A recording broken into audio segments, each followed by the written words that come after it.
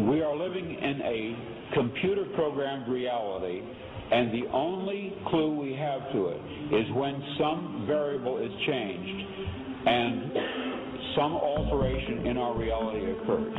We would have the overwhelming impression that we were reliving the present, déjà vu, perhaps in precisely the same way, hearing the same words, saying the same words. I submit that these impressions are valid and significant, and I will even say this: such an impression is a clue that at some past time point a variable was changed, reprogrammed as it were, and that because of this an alternative world branched off.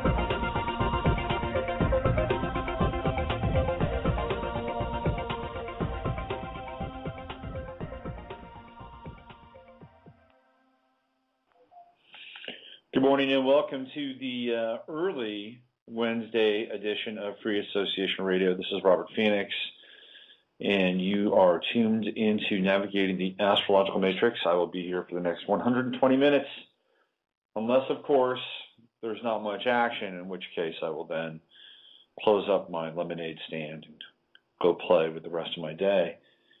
Speaking of the day, give you the visuals here for Central Texas, the atmospherics as they are at 10:03 Central Time, slightly cloudy with a chance of optimism.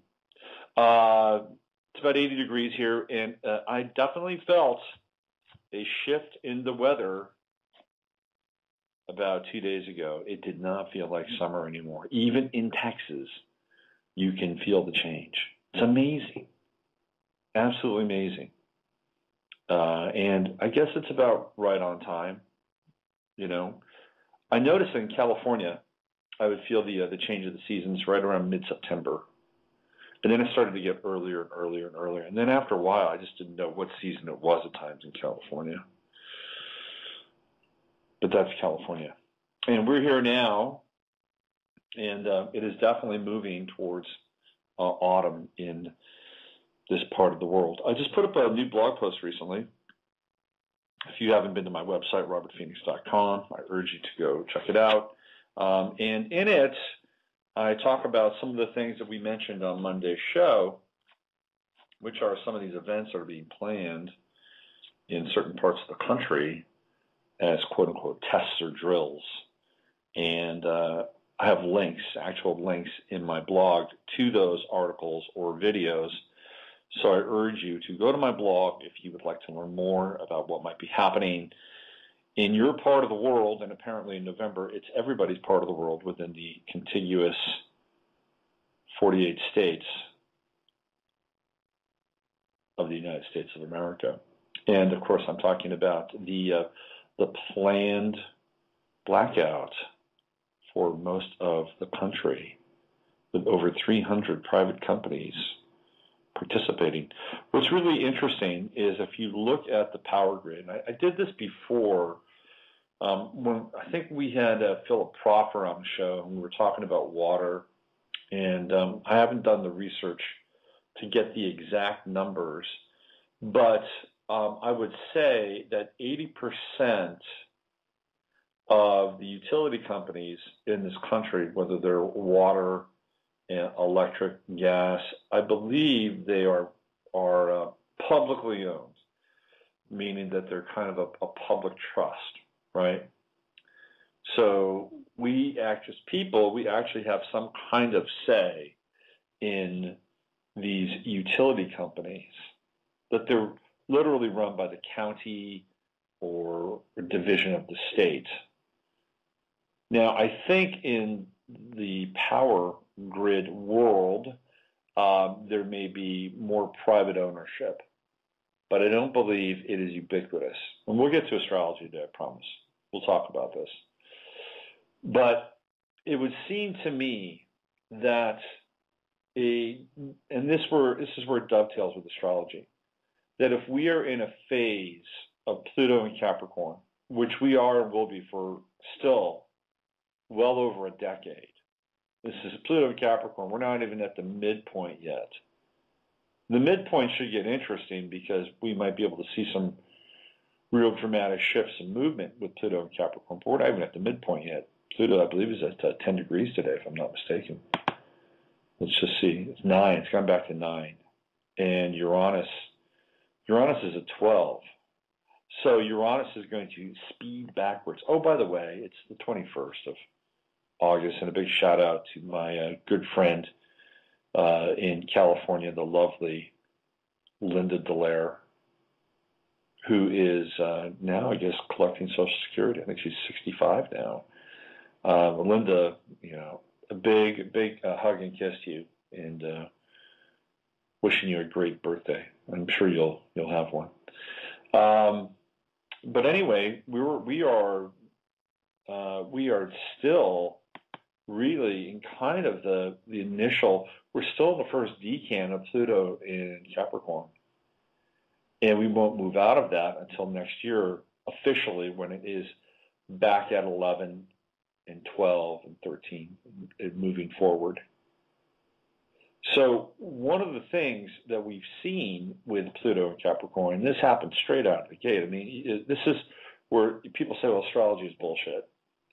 All you have to do is look at 2009 when Pluto moved into Capricorn, and immediately, and I mean immediately, you saw this convergence of government and big business in ways we had never seen it before. There was the bailout of GM. And at that point in time, the United States was a fiscal partner in GM, AIG, Fannie Mae, Freddie Mac. It was all part of the bailout. And the bailout was when this government, i.e. you and I, became partners with these companies, even though we didn't receive any real benefit from those partnerships. But we became partners with those companies. Now, that continued to evolve and develop to the point where the Affordable Health Care Act was hustled before the American people. Nobody in the Senate read that thing. And Dianne Feinstein urged people, why read it? Why do you want to read it? Just sign it. It's good. We'll deal with the mess afterwards. How could this not be good? Just trust us.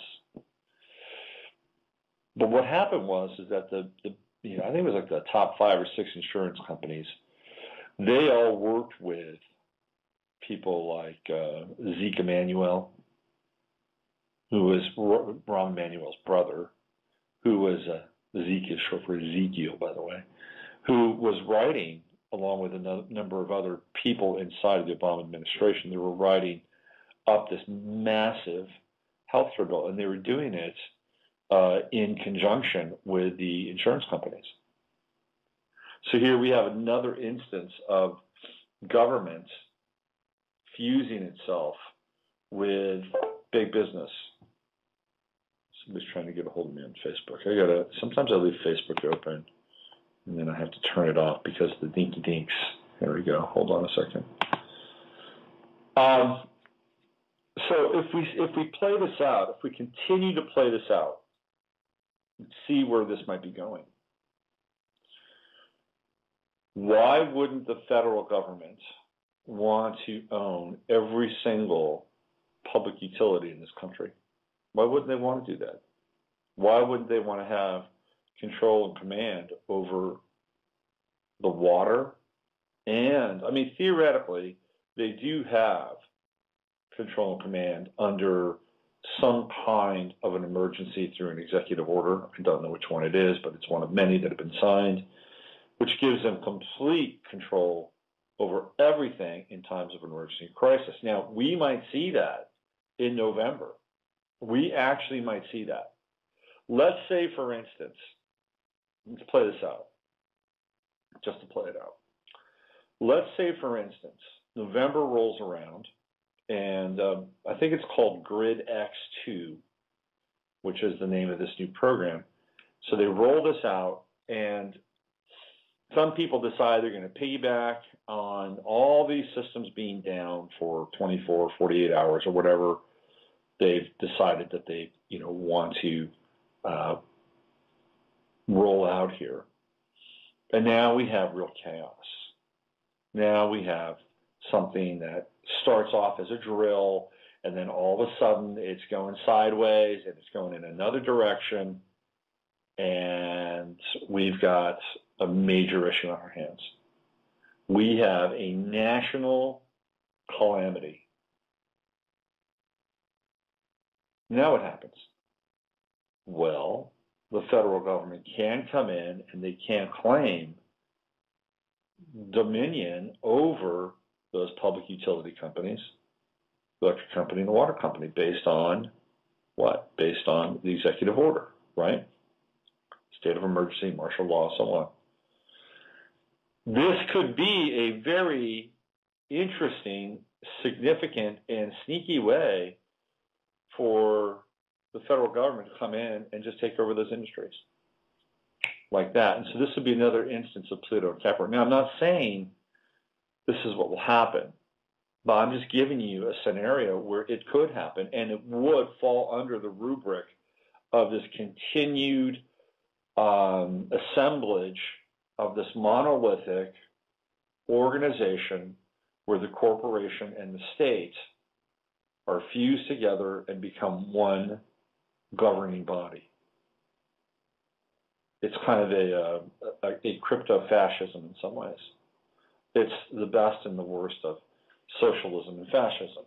This is if there's any of the best and the worst of either, I don't think there is. It's really this fusion of socialism and fascism.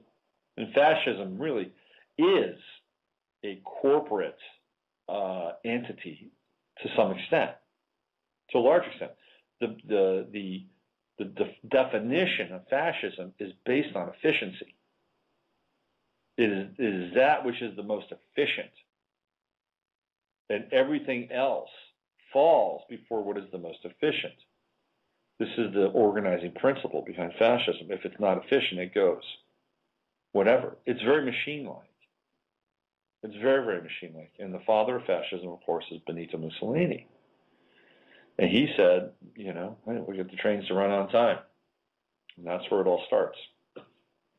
Efficiency comes from very basic, fundamental rules of consistency and order. But that's what fascism is. It's all about efficiency. But again, that's machine consciousness. Because the machine is supposed to be the most efficient thing that there is. Not the human, but a machine. The machine is determined to run on its most basic and fundamental programs or directives or protocols. Everything else outside of that is a waste. Corporations, as a result, supposedly would tend to follow similar rules, right? Streamline operations, make it faster, make it cheaper. Anything that gets in the way of that, eliminate it. Those are the basic fundamental rules of corporations, especially corporations that are related to, say, production. Now, there are corporations that are not related to production at all. There are corporations simply built upon the premise that they will organize data. And so their entire operation, in terms of its streamlining, efficiency, and so on, is completely different.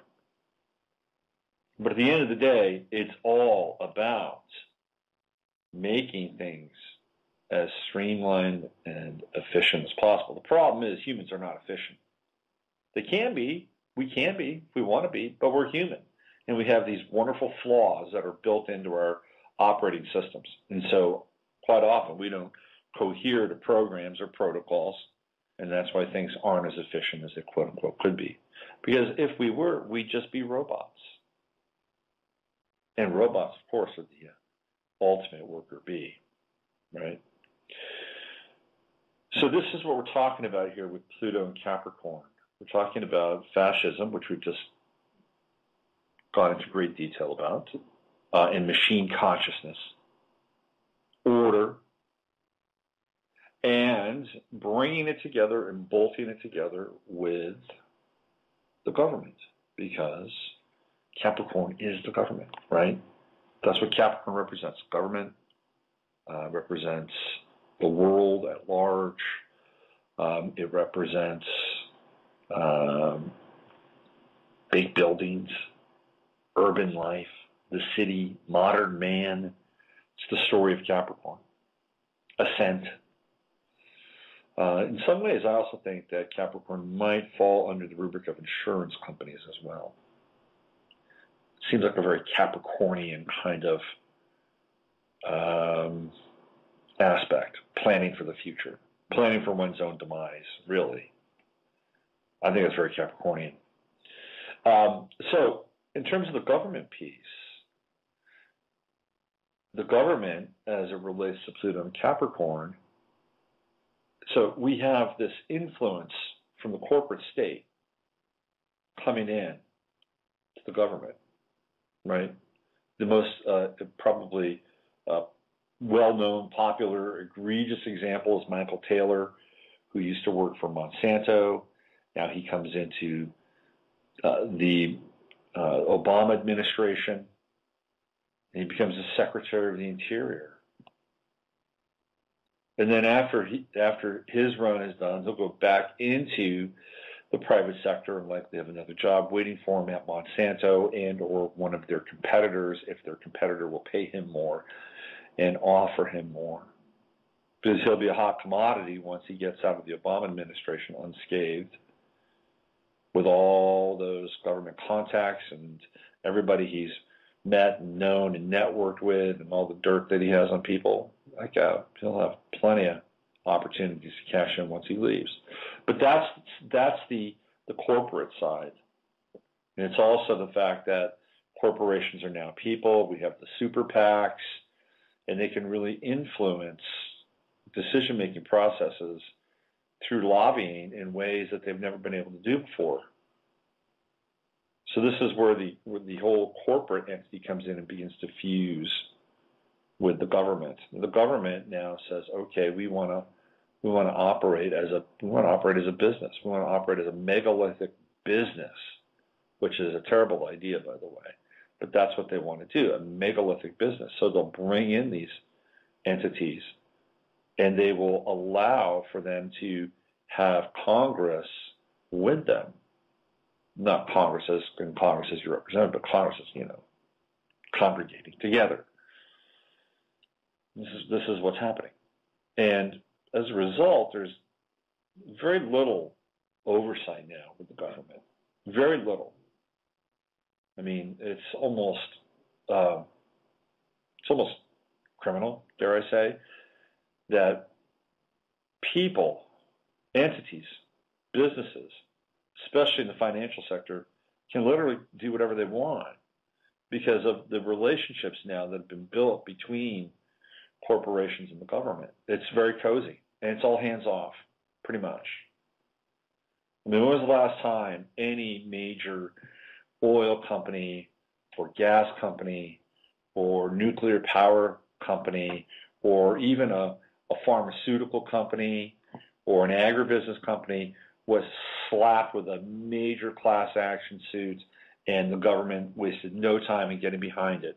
You don't really hear about it as much as you used to. I mean, there used to be pretty significant suits going on with the government and people, private individuals, bringing them to the surface. You don't really hear about that much anymore. It's because there's very little oversight. And the reason for that, again, is because of this very intimate relationship that the corporations have established with the government. So now that's another piece of the fallout around all of this. So if corporations are now engaged in the decision-making process of the country, which they are, they have been for a very long time, by the way. Let's make, no bones about it. They have been. But it's now just more out in the open. It's now there are less hurdles for these kinds of handshakes and hugs to take place. On the governmental side, as a result of all of this, the programs, again, the decision-making process that evolves out of this has far less to do with the individual. At this point, the individual doesn't really matter a whole lot. What we're talking about here are large tranches of voting blocks or large chunks of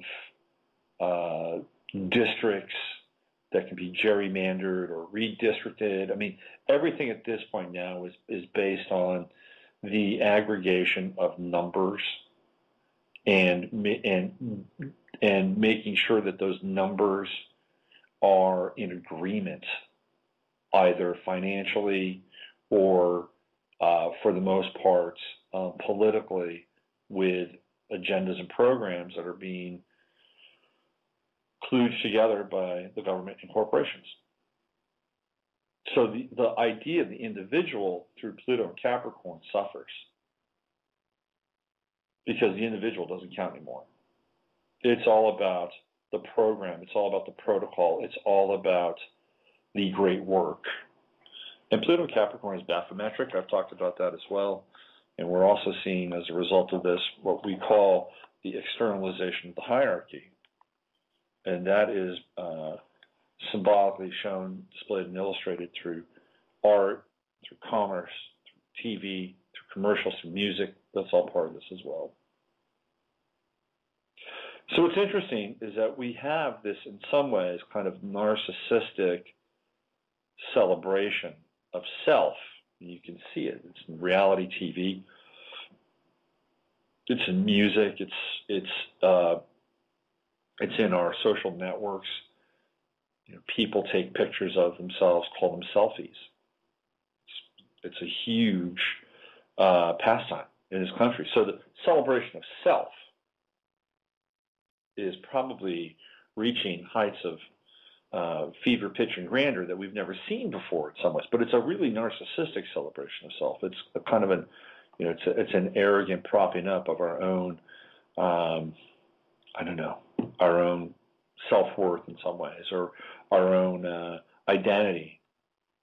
But what we don't see is and this is where there's this ironic twist, is not the celebration of the self, but the respect, recognition, and reward of the individual. And that's very different. That is very, very different. The individual versus the self is a whole nother dialogue.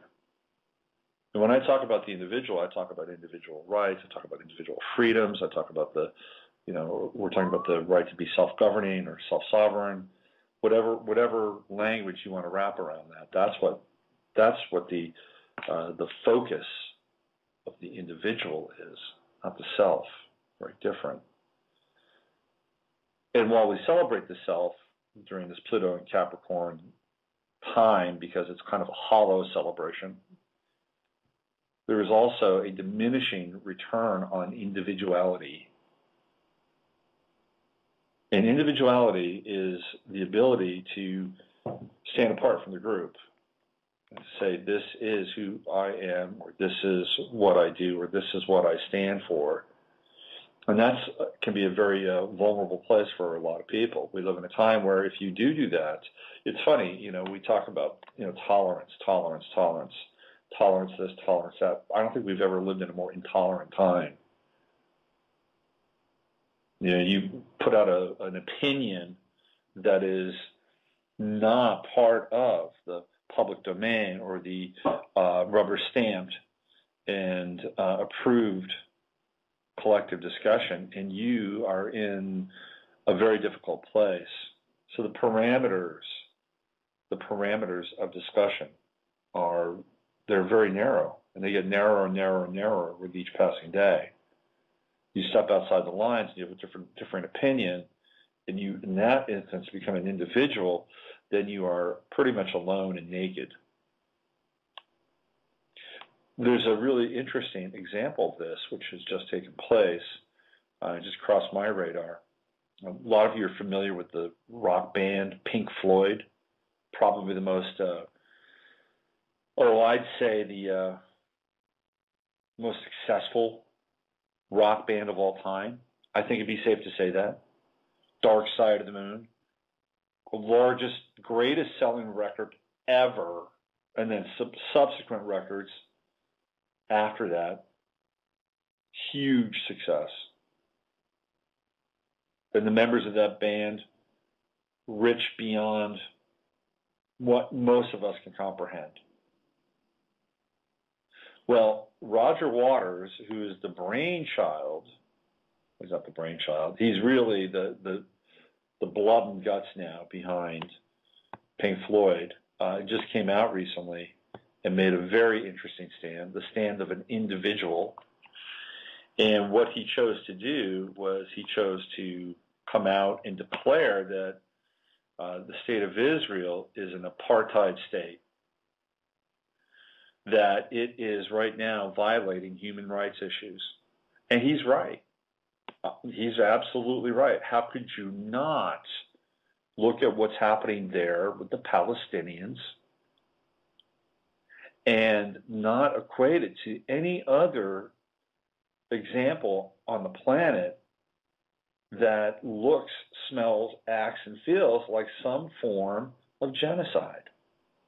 Whether it's South Africa, whether it's Darfur, whether it's Burma. I mean, this is really Croatia, whatever. This has been going on now, and it's not abating.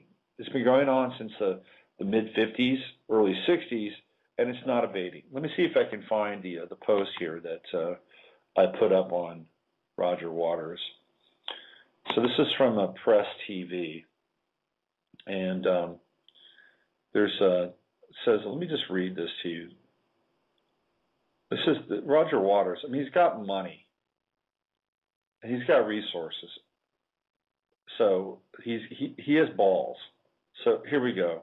A well-known British musician has in an open letter called on his fellow musicians to boycott the Zionist Israeli regime following the example of the cultural boycott against the former South African apartheid regime. And this is Roger Waters speaking. Given the inability or unwillingness of our governments to act, I write to you now, my brothers and sisters, to ask you to join with me and thousands of other artists around the world to declare a cultural boycott on Israel. Roger Waters said in his letter published by the Electronic Intifada website, Waters said the Zionist regime has been found guilty of major breaches of human rights and the international law independently by international organizations, United Nations officials, and the International Court of Justice. He touched on two such cases, saying the regime has been identified as perpetrating the crime of apartheid, including in a statement on March 9, 2012, by UN Committee on the Elimination of Racial Discrimination and the Crime of Ethnic Cleansing, including in East Jerusalem. Waters added he has been a member of the Boycott, Divestment, and Sanctions BDS campaign against the Israeli regime's occupation of the Palestinian lands and Tel Aviv's violations of Palestinian human rights for 7 years, and now wants other musicians to also join the anti-Israeli front. Please join me and all our brothers and sisters in global civil society in proclaiming our rejection of apartheid Israel and occupied Palestine. By pledging not to perform or exhibit in Israel or accept any award or funding from any institution linked to the government of Israel until such time as Israel complies with international law and universal principles of human rights, he said. The former Pink Floyd musician also said he has recently faced a boycott by American media after his November 29, 2012 address at the United Nations on behalf of the Russell Tribunal. In the address, he sought accountability for the Zionist regime's violations of the international law and the lack of United Nations resolve that prevent the Palestinian people from achieving their inalienable rights, especially the right of self-determination. So here we have somebody that is truly taking an individual stance This is not self. This is individual. So why don't we do this right now in real time? I didn't think about this before the show, but let's see if we can find Roger Waters' chart. What's going on with him? So he's born September 6th. Kind of looks a little like Richard Gere. I bet Ed Chiriani will say that Roger Waters is actually Richard Gere. I bet you'll come up with that. He was born September 6th. Let's see. The year was 1943. 1943. So if we go into our astro technology here, let's see if we can find his chart, find out what's going on with Mr. Waters' chart. Let me close this down here. Let's go over here. There we go. And let's get into some birthdays for August 21st. Tomorrow is Les Visible's birthday. Some of you might know Les Visible. He's been on my show before, and I'm sure he has no doubt read Mr. Waters' letter to the people, and I have no doubt he'll be writing about it either. So it doesn't have Roger Waters' birth chart here. Why don't we just go into the solar chart for Roger Waters, and let's find out if we can, or the, here we go, let's just do this. Let's just find out what was happening on September 6th in 1943 when he was born. Here we go. So looking at the solar chart for that day. All right. Well, it looks like he's got Moon in Scorpio, so he's coming up on a Saturn-Moon conjunction in his chart. He's got Sun in Virgo, 12 degrees, so he's looking at the Pluto-Sun trine in his chart as well, which bodes well for him because it will give him a renewed sense of purpose in his life. He's very into balance here. Mercury in Libra, seeking out balanced relationships, balanced outcomes for all people. Venus in Virgo, critical in relationship. Mars in Gemini at 6 degrees, and he's got Jupiter in Leo. He kind of looks like a lion. Now, if you look at the older pictures of Roger Waters, he looks like an old lion. So that Jupiter right now is in trine with Uranus, and that Uranus is giving him a little bit of spine and some energy and some courage. His true node is exact at 14 degrees with his Jupiter. So by going into his Jupiter, he accentuates the true node and vice versa. He also has Pluto at 7 degrees Virgo. So while it's not a super tight conjunction, it is within 7 degrees. So we've got Pluto, the Pluto-Jupiter conjunction alone. Just looking at that, that's an immense wealth kind of aspect. He also has Dark Moon Lilith at 11 degrees in Leo. And Dark Moon Lilith in a place like this. So Roger Waters actually exemplifies a lot of aspects of royalty in his chart. And he's got Chiron in Virgo at 5 degrees. So he is not immune to the suffering of others with Chiron in Virgo. What's interesting is he doesn't have a lot of water in his chart outside of that Scorpio moon. So he comes at things from a kind of an ideological or idea-based sort of perspective and reality. Neptune, again, in Libra, and that would be a 7-degree orb on the conjunction with Mercury. If you can dream it, so it can be. That's that type of conjunction. And also, again, working towards some ideal of equal partnership, relationship, or equal rights for all. And that would be activated to some degree by Uranus, especially moving backwards. He'll get some backlash. When Uranus goes back to 9 degrees, it'll oppose his Mercury in Libra. So he'll get some backlash around some of this. He's got Mars conjunct Uranus in his chart. Mars in Gemini, Uranus in Gemini, 2-degree orb. So he's capable of holding a radical position, which he's doing now. So it seems to me like he is reaching a point, especially with the outer planets, i.e. Uranus and Neptune and Pluto, where he's being stimulated. He's trying to use now whatever leverage he has, either financially, artistically, or whatever, to be able to move the needle a bit here. And let's be clear, just to make sure that people understand where I'm coming from, and perhaps even where Roger Waters is coming from, though I can't speak for him, is take away, let's say it's not Israel, let's say it's Colombia, or let's say it's the Philippines, or let's say it's the United States. Whoever that entity is that is performing these transgressions against another country or group inside of their country, I'm sure he would come to the fore and make the exact same statement. Okay, so I don't necessarily think that he's pointing his finger at Israel because he's anti-Semitic. I think he's just seeing injustice in the world. And I think that that's the place where most people would come from around this. Bottom line of the story. It's okay to point the fingers at people like, Assad or Gaddafi or any of these other quote-unquote tyrants. But anytime you look at what's happening within the borders of Israel with the Palestinian people, if you begin to make those kinds of assertions, all of a sudden these counter-arguments come into play very, very quickly. And somebody was posting the other day on Facebook, it was one of those little Facebook memes that were floating around, is why doesn't Al-Qaeda ever attack Israel? That was a really great little post-it. Why? That's a really good question. It's a very good question. Anyway, Roger Waters, best of luck to you in your individual pursuit to stand up for global rights and the rights of the people who are denied them on a daily basis. Life is rough. Life is rough in the Gaza. Can't even get clean water there.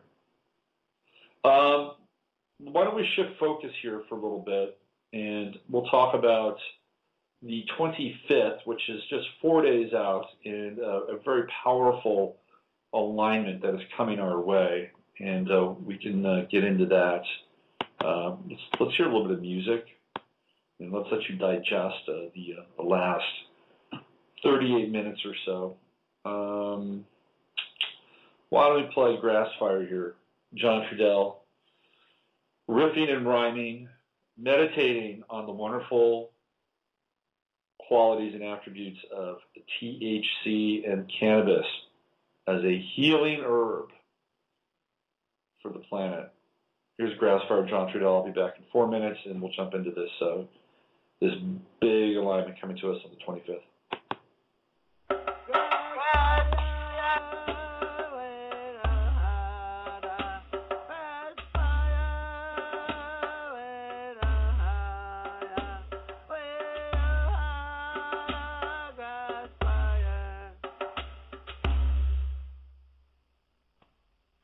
In between the blues, there are good days and bad days, with everything and nothing to lose. While the setting sun never sits, and the night has no limits.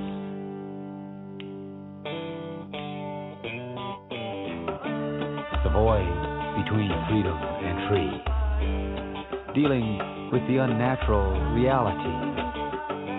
A need to see, a need to be.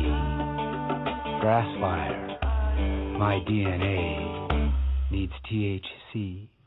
Grassfire in a world that yearns.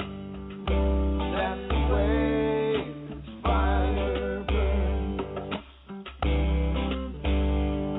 Like a grass fire.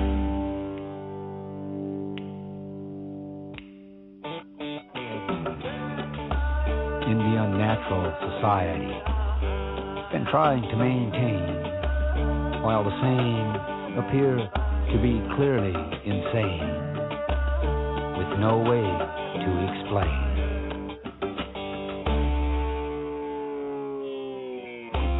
outlasting the great lie. A sparking spark does my mind. Grass fire, pulling the sky, breathing in sativa's design.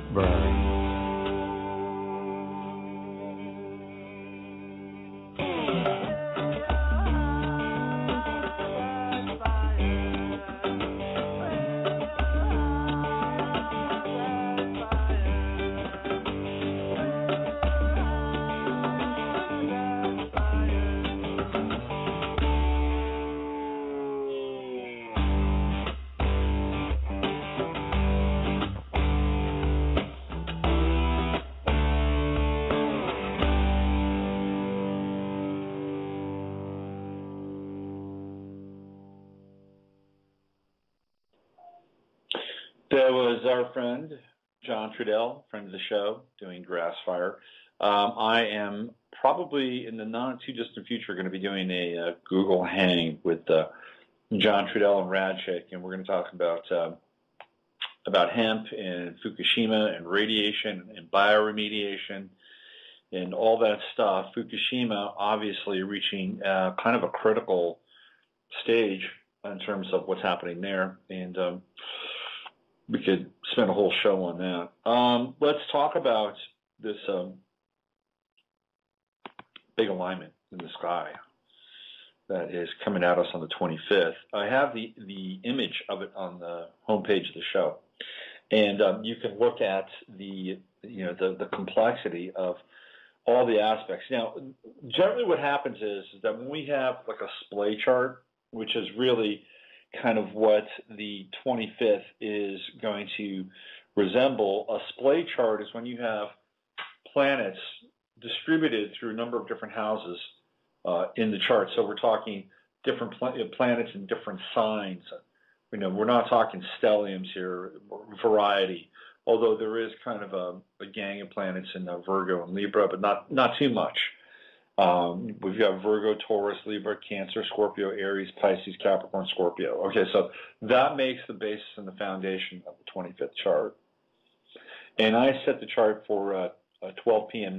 high noon in New York City. I tend to set charts for New York City. I don't know why, but it feels appropriate. But if you look at this chart, there is a huge amount of complexity. You've got a cardinal grand cross with this chart. Okay, so let's just break that down for a second.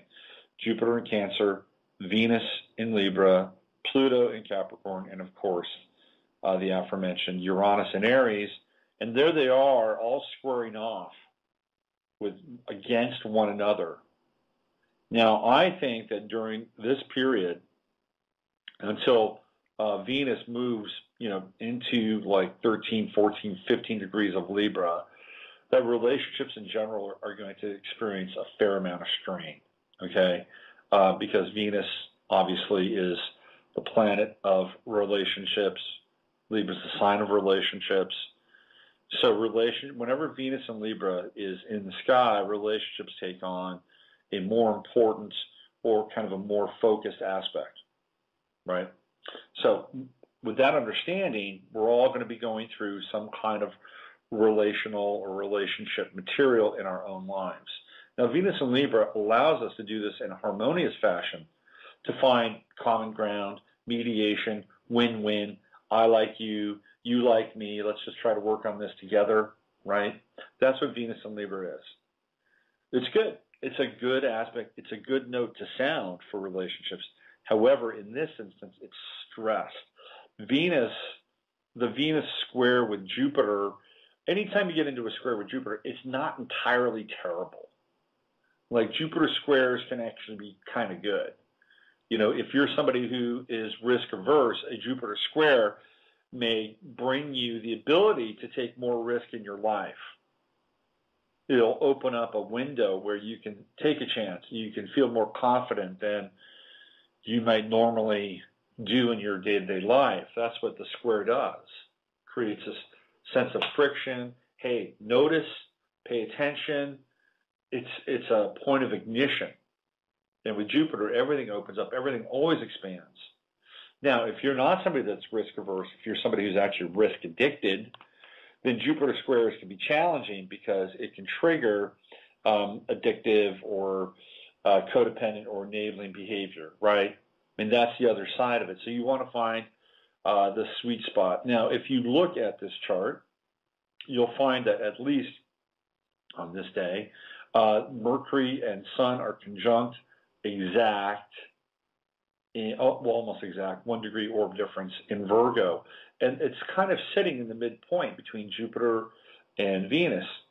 So there is the potential for some kind of discernment, you know, to be able to deal with opportunity or a hint of opportunity that might appear to be much greater than it is in the moment. Virgo comes in and says, let's look at this, let's take it apart, let's disassemble it before we jump into things. So I'm not necessarily troubled by the Venus-Jupiter square. However, when we get into the Venus-Pluto square, and certainly the Venus-Uranus opposition, then things get a lot more dicey.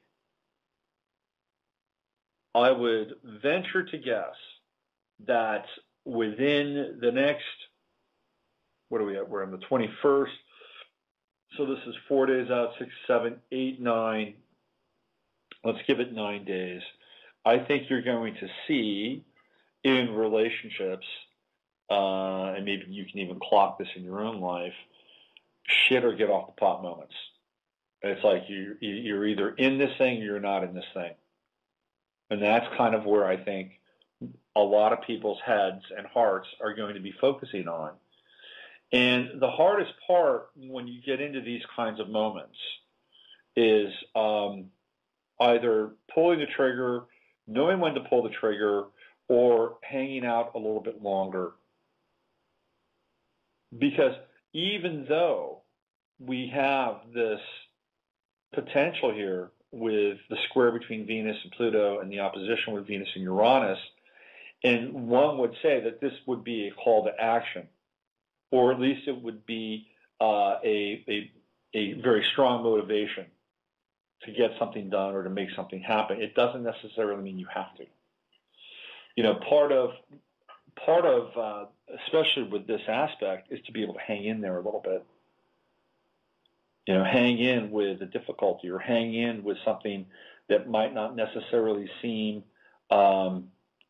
workable or appropriate at that point in time. You know, what this chart does not imbue for the 25th is patience. Although there is some potential for it with Saturn, and Saturn being conjunct the true node in Scorpio, if you can go down 2 or 3 levels and see sort of the underlying potential in things, like with a relationship, then patience may not be that difficult. That you can actually go deeper in terms of, it's kind of like a wave, you know. You've got a big wave, on the surface. If you go down, and you get crushed by that wave, but if you go down 30, 40 feet, that same wave is not going to hit you in the same way. So watch out for ultimatums over the course of the next 7 to 9 days. Ultimatums may not necessarily work. But at the same time, you also have to honor your own sense of impatience or your own sense of needing or wanting to get something out of a relationship. If a relationship is dead, then honor the death of the relationship. And the ones that will be dead, the ones that are dead would, over the course of the next 7 to 9 days, the Venus-Pluto square, it will happen. It will happen of its own accord, and you won't have to worry about it.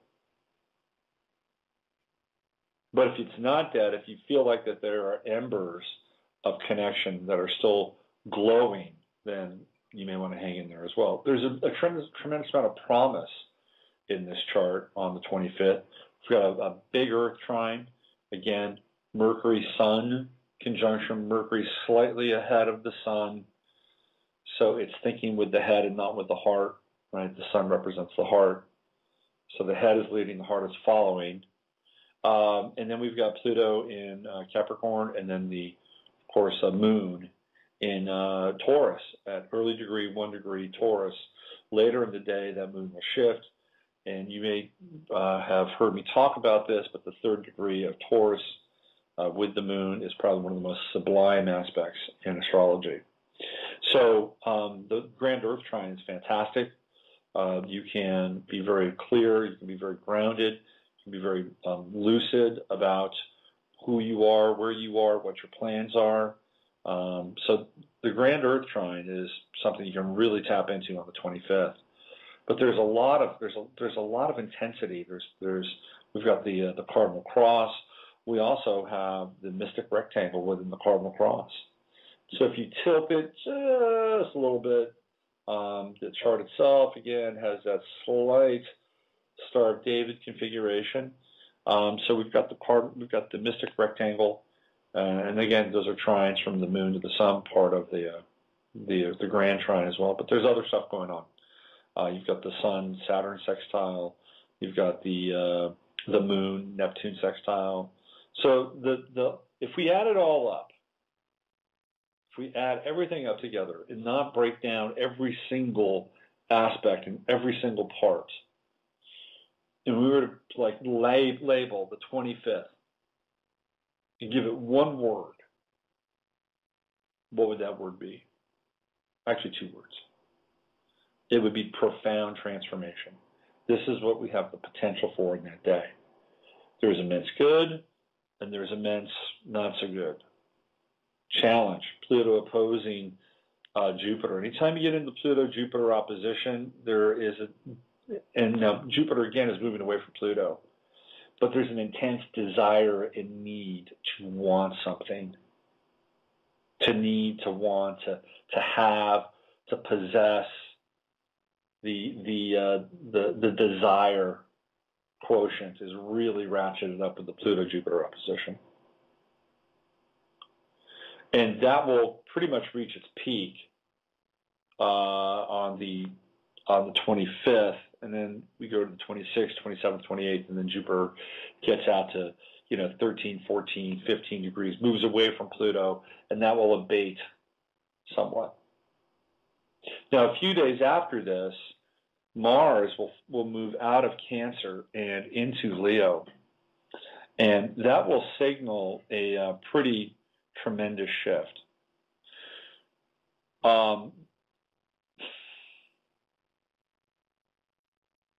I'm sure Roger Waters will like it because it'll conjunct his Jupiter. So this could actually be a good time for him with the Mars Leo conjuncting his natal Jupiter and Pluto and all that. Big power play for Roger Waters. So when Mars moves into Leo in our own charts or in our own lives, it'll certainly move into our charts as it transits. What that means for you and me is more of a sovereign determination about who we are and where we want to go with our lives. I love Mars in Leo. It's dramatic, it's energetic, it's dynamic, It's passionate. And wherever it lines up in your chart brings a new zest for that area and that sector of your life. So why don't we do this? Why don't we open up the lines here, 347-308-8995, 347-308-8995. And if you want to do a reading, jump in, or we want to look at Mars in your chart and see where it might be landing, give us a call and we can talk about that. Let's look at some birthdays today. Let's see what we got here. Today is the birthday of Arthur Yanov, which is kind of interesting. Arthur Yanov is the father of primal screen therapy. And I'm trying to think of, let's look at his chart to see if there's anything in this chart that would suggest that primal screen therapy would be a good thing. Well, I would say so. He's got a moon squaring Mars. Wouldn't moon square Mars be kind of a primal scream sort of aspect? And he's got moon squaring Sun and Mars opposing the Sun. That's a very frustrating kind of aspect. The rewards for primal scream, the house of psychology is the 8th house, and there we have Jupiter in Sagittarius in the 8th house at 10 degrees. So I guess Mr. Yanov would find that there would be a great deal of expansive possibility by letting it all hang out. Uranus is squaring Jupiter as well. That would be unconventional methodologies. So yeah, there we go. There's the primal screen method in the chart of Arthur Yanov. Where's Mercury? What's Mercury doing?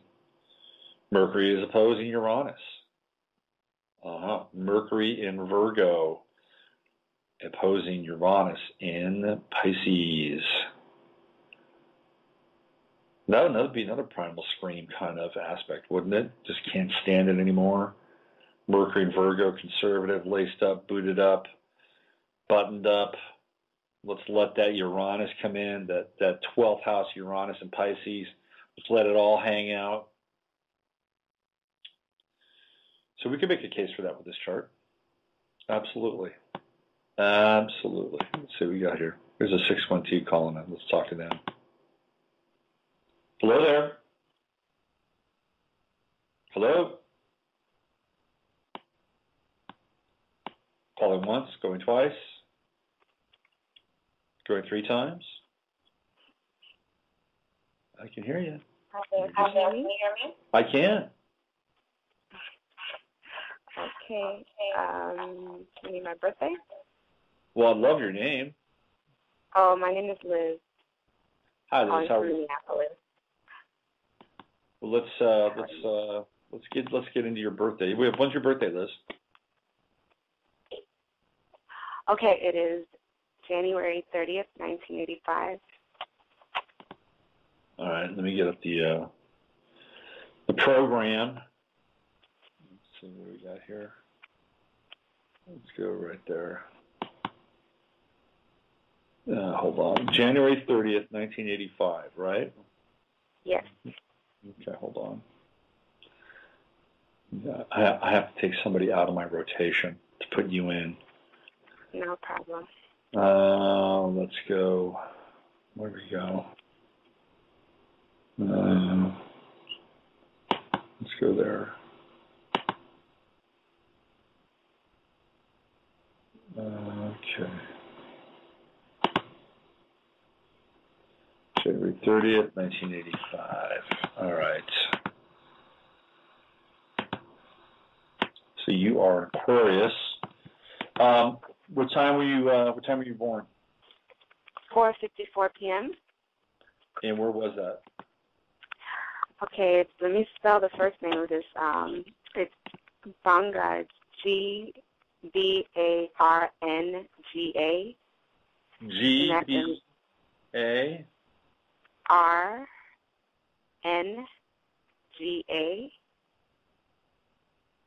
What country is it in? Liberia. Liberia. All right. So, okay, GBARNGA. And Hopefully it should come up. I think there it is. Yeah, there it is. Liberia. We got it.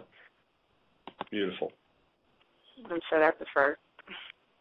Okay. You're like the third person from that city in Liberia. It's called the show. No, I'm just kidding. Let's see. There you are in all your glory. Okay. Where do you want to go? How much do you know about your chart? All those questions. I know a fair amount. I'm interested in knowing how some of these upcoming activities in the sky will affect me. And the other day you were talking about astrocartography. Mm-hmm. Right. The city. Anyway, you can pick whatever stands out. I don't know. There's so many things. Okay. Well, one of the things that we could look at is Mars, because we were just talking about Mars. Mm-hmm. And Mars is currently it's a 26, so it's not a 26, it's a little bit before that. It's 26 on the 25th. Mars is in your first house, and anytime you get a transit of Mars in the first house, even if it's in Cancer, like it is for you, it would tend to make anybody a little more confident, a little more self-directed, willing to take more risks in terms of their identity or putting themselves out in the world. Mars in Cancer is a little tricky because it's a double cardinal aspect because Mars is a cardinal planet, Cancer is a cardinal sign, but it is, Cancer moves sideways. It doesn't always move forwards, but it's about putting your best foot forward when it's in the first house, and it's working with your sensitivity. Because with a Cancer ascendant, people that have Cancer ascendant are probably the most sensitive aspect in all of the zodiac is Cancer on the ascendant, and kind of feeling everybody else's pain, feeling the world's wounds. It's like you kind of want to move through life gently and with caution at times. However, there are other times when you feel really aligned and really confident, where you can be very authentic with the world, and you can just be completely open and nurturing and supportive and loving and a great listener and all those things. But when it gets overwhelming, of course, you have to kind of go back into the Cancerian shell. But with Mars there, and it's been there for probably about 2 weeks now, it gives you a little more assertion. Now, it's going to make a shift because your first house is split between Cancer and Leo. And so you have a little bit of the dramatic flair also in your first house. So you're not your typical Cancer rising where life shocks hit you and you immediately duck and run for cover. And when it's safe, you come out and tend to the bleeding and the wounded. You've got. I've actually been. I'm sorry. Go ahead. I've been told that because I've spent more time. My current city is where I've grown up, and so it's based on that. Leo has been more dominant as far as an ascendant than Cancer, is what I've been told, and I think it's played out. Yeah, I mean, they're getting almost equal play in your chart because your ascendant is at 15 degrees, so it's like half, right? Well, now with Mars coming into Leo, you'll really, you'll have about 2 weeks, or no longer than that. I'd have to go through it a little bit, but you'll have probably roughly about 3 weeks where Mars will be very strong in your chart. And it's a great time to really put yourself out there in kind of an amplified or a more dramatic fashion. So if you have to go before somebody to either try out for something, or do a rehearsal or a recital, or even apply for a new job, this would be a great time for you to take those steps. because it gives you much more of a sense of confidence, much more of a sense of vitality, life force. People will hang out around you and go, wow, you feel really good. You look really good, because they're resonating with this, this Martian kind of leonine energy that you're emanating. And as Mars goes through its degrees, you'll have, especially towards the end, or actually the middle part, just as it's getting ready to go into your second house, it'll start to trine your Uranus. And the Mars-Uranus trine is a lot of fun. It's really dynamic. It's exciting. You can make some really interesting moves with Mars trining Uranus in your chart. There's really, because you have Uranus in Sagittarius, there's more of a statement about who you are, your authenticity, your individuality. And when Mars moves into your second house and gets into that trine, you've got a whole nother relationship with Mars at that point. Now it's at the 15, from 15 to 30 in Leo, which is about half of your second house. And the second house is resources, it's value, it's money. So it can be a very entrepreneurial turn for you when Mars comes into that second house. You'll have a lot of vitality. You can work hard. You can work creatively. But I would say the one thing that you would want to really focus on is getting a sense of enjoyment and value out of what you're doing with Mars going into your second house. So the Mars shift is, I think, really, really good for you. It really brings up your energy a lot. Now, you've got Scorpio, you've got Pluto in Scorpio. So one of the things that you want to be a little bit cautious of or wary of is that early Mars Scorpio or early Mars Pluto square, and that can be a little tricky. You've got Pluto in your fourth house. What's your home situation like? Do you have roommates? Do you live with yourself? Do you live with your family? What's that like? I live with family. Family, okay. You want to be cautious with that Mars-Pluto square because you've got Pluto down in the fourth house, which is where you live. So if somebody in your household says, "Hey, these are the new rules," or "We've got to do this now this way," if that doesn't sit well with you, find a creative way to deal with that, because it feels to me like there can be some, pretty intense pressure around your home life at that time, and you asserting your will. You may, through the Mars square with Pluto, decide you may not want to live at home anymore. You may want your own place, and that might actually be part of the Mars transit into your second house. Like, okay, I'm going to do this. I'm going to set out on my own. I'm going to find that place where I can have my own experience, my own values, whatever it is that I need. Now, I'm not necessarily suggesting that you do that. If you can live with family and make it work, especially during difficult times, I think it's a fine thing.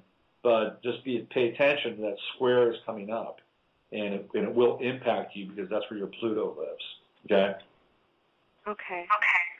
I just have one more quick question related to Mars, and talking about, kind of putting myself out there, writing that energy. I know Mars, since it rules Aries is where my midheaven is. That's right. Yep. Ninth house, I believe. It is right. Yep.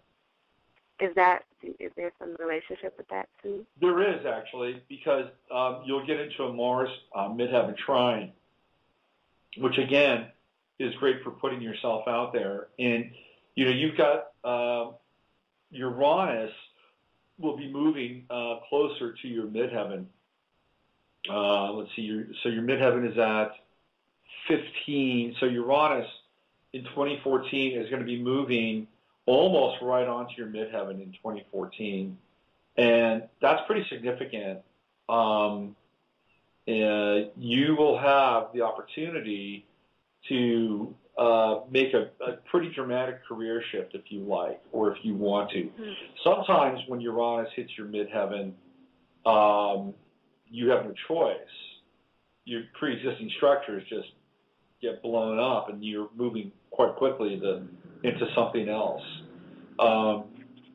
Now, what's really trippy about Uranus is that, about Aries, is that it rules the military.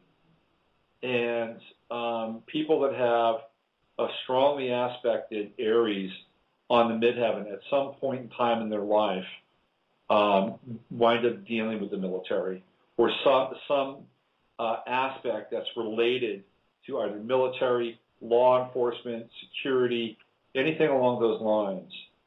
So I would not be surprised if and when Uranus moves into your up on your midheaven, that all of a sudden you may do an about face, or there's an opportunity that comes to you from one of those sectors that you're not really thinking of or prepared to deal with, but it looks interesting, and you might jump at the opportunity. I'll just give you two quick examples of how Mars gets played out as it relates to the military, because I've seen this, or Aries for that matter. I've seen this just recently over the past month or so. I had a client who lives up in northern Missouri, and she has Aries on her descendant, so the house of relationships, and she has Mars in her seventh house. And what did she do? She wound up marrying a soldier. So we can see the relation between the military and who she wants. And it doesn't add up all the time, but it's a pretty good barometer. I was just hanging out with my mother in San Diego a couple weeks ago, and my mother's got 3 planets, and they're all in Aries. And we went to a baseball game, and the baseball game was honoring the military that day. So there were all these Marines in the stands. And my mother got into a conversation, saying there was a big military town. She got into a conversation in line with this guy who used to be in the Navy. And, she was very happy to talk to him because my mother actually worked for the Navy.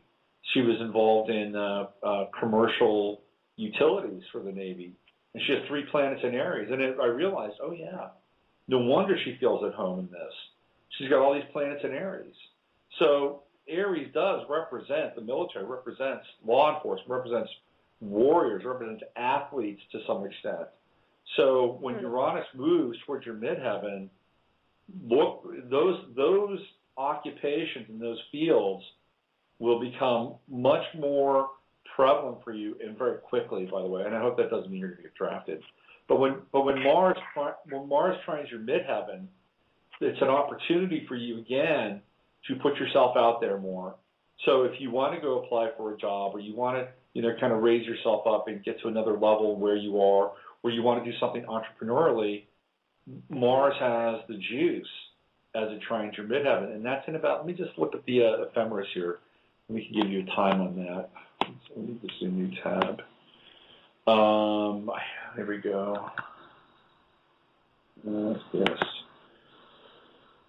So opening the ephemeris, we go into the future, and the future is in about 3 weeks. And we want to look at Mars around 15, Leo, and that takes place right on my birthday. The 21st, 22nd of September, Mars will be trining your midheaven. It moves into your second house. I think that's a time for you where your confidence for this year is at an all-time high. So anything that you're doing, assembling, working towards, or planning, see if you can get it to peak right around that time, because that's a great time for you to put yourself out there and let people really kind of, feel you, see you, experience you in a very passionate and authentic kind of way. Wow. Okay. Awesome. Thank you.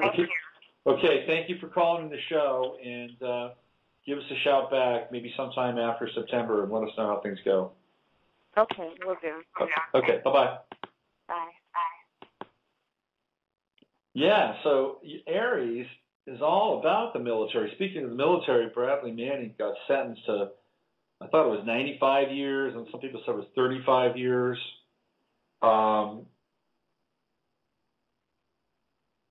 Yeah, I'm not sure I'm not sure where I chime in on this Bradley Manning thing. I'm just not, to be honest with you. I'm not saying he's a traitor, trust me. I don't think he's a traitor. I don't think he's a traitor. I don't believe that. He was trying to, bring light to a situation that he thought was immoral. In the Army, you generally don't do that. It's not part of the protocol. So what's interesting to me is not the fact that he got this time, although I wouldn't want anybody to spend any time in jail for enlightening the American people about what's taking place under their noses in a way that they probably need to know about. But what's interesting to me is why somebody would make a career choice in the military if they had that kind of conscience. Meaning, why would they even go there in the first place? It's just a thought. I'm just putting it out there. I don't know his chart. I don't have his chart in front of me. But I remember one time I was in high school. And it was right after I graduated from high school. I had a military recruiter call me. Hey, I just graduated from high school. What are your plans for the future? I said, they don't include you. He said, oh, really? Yeah, I'm not interested. Well, why? Why wouldn't you be interested in a career in the military? Well, because what can you provide for me that I can't provide for myself? Education, I can get that for myself. Do everything I need on my own. Thank you very much. And that was it. But I realized that was not for me. It just was not for me. Period. End of story. Know thyself. That is the dictum. Know thyself. And I wonder how much Bradley Manning knew himself. Just a thought. Just a thought. I don't want him, it's terrible that he has to spend time in prison for that. But it's the military. What do you expect? What do you expect? I mean, this is an establishment. This is an organization. This is an entity unto itself that has a deeply vested self-interest in its own survival. It's a $100 billion a year industry from top to bottom. Okay? If you look at the military and everything that goes into it, whether it's the research and development, the production of arms and munitions, to all of the attendant businesses that feed the military, right? Food, lodging, gas, electricity, vehicles, clothing, textiles, pharmaceuticals, hospitals, communications, computer systems. I mean, this is a massive entity that will fight for its existence, just like any other massive entity would. So when you cross that entity, which is what Bradley Manning did, when you threaten its existence, you will be made an example of. This is what happened to him. Now, some people lost jobs over that, but I'm not sure much has changed. We went from, sort of the visceral brutality that Bradley Manning talked about to a more mechanical brutality through the implementation of drones. So on one level, we've kind of, how can you put a drone on trial for killing somebody innocently? You can't. You can't. You may be able to put the guy who's operating the drone on trial, but good luck finding who that guy is. And in a few years, there won't even be that guy operating those drones. There will be computer programs operating the drones. In fact, I'm sure it's already happening somewhere. So how can you put a program on trial? Well, then you would go to the person that's implementing that program. Well, good luck finding out who they are. So really what Bradley Manning did in some ways, and it took a lot of balls to do it, don't get me wrong. It took a lot of balls to do what he did.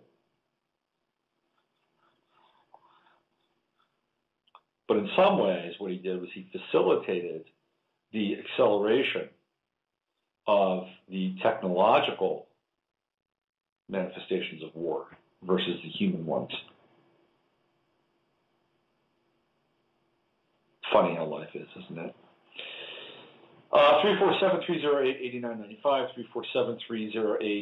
347-308-8995. That's the number here. If you want to call in, you want to talk astrology, you want me to look at your charts, we can do that. Let's look at a few more charts here. Let's look at Arthur Yanov's chart. Mr. Primal Scream. Shout, shout, let it all out. You guys remember that song by Tears for Fears? Apparently, those guys were doing primal scream therapy at that time, which is why they did that song. I will never forget watching the Neville Brothers with Joan Baez singing for them at an Amnesty concert in 1985. And Joan Baez did this version of Shout by Tears for Fears with the Neville Brothers backing her.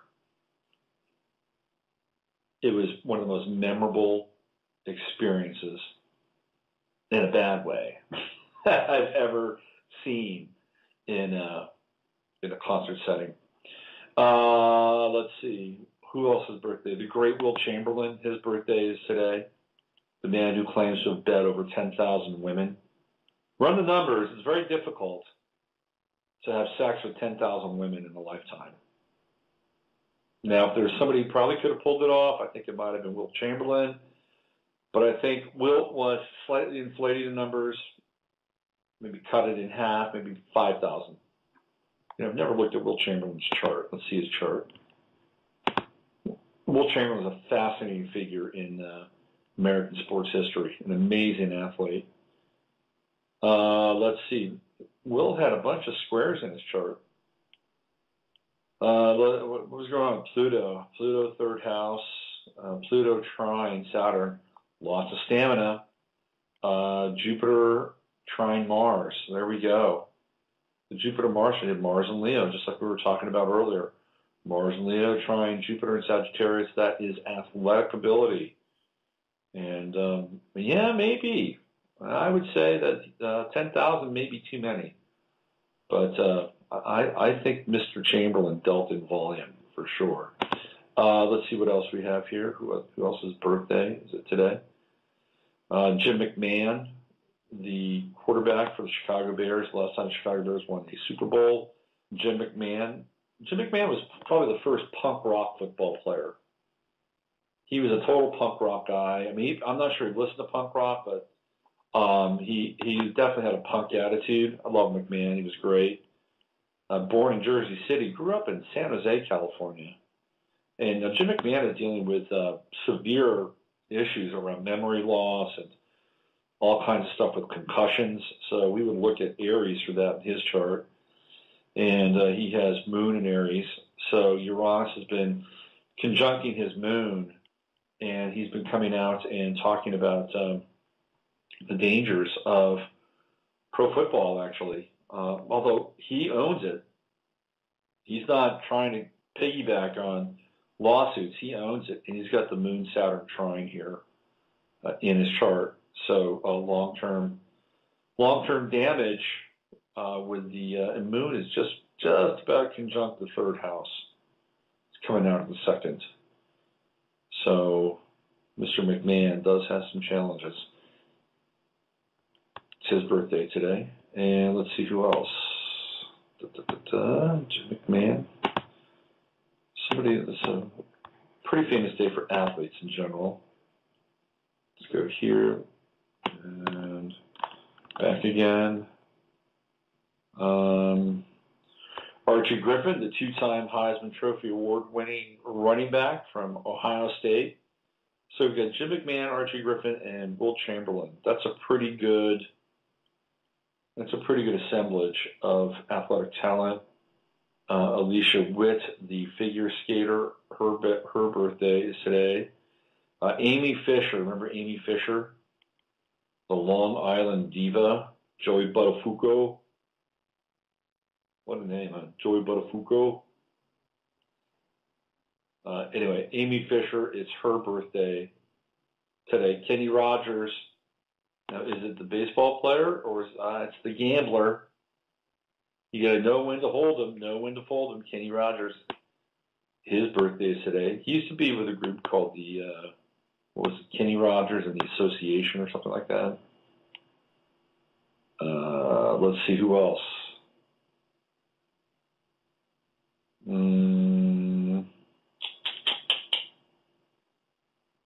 Anybody else that's interesting? Arthur Bremer, the killer, his birthday is today. And, Willie Lanier, the famous linebacker from the Kansas City Chiefs, also his birthday today. So a lot of athletes today. John Wetland, the reliever. This is a pretty athletic birthday. So if your child happens to be born on August 21st, there's a good chance that they could be athletically inclined, or at least so it seems. Let's just jump in tomorrow really quickly and see whose birthday is tomorrow. It would be the birthday of my Susan Fine. Oh, I should say Susan Fine. Anyway, Susan was my first wife. Her birthday's tomorrow. Happy birthday, Susan. Let's see. Tomorrow, anybody else of interest?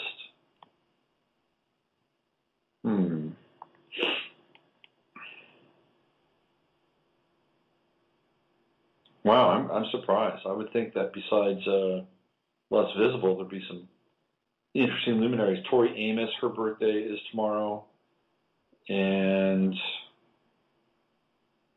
that's all that's really jumping out at me. Oh, Norman Schwarzkopf. And Karl-Heinz Stockhausen, the composer. It's his birthday tomorrow.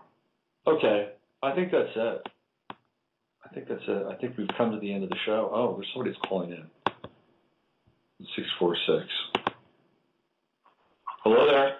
Hi, how are you? I'm good. How are you doing?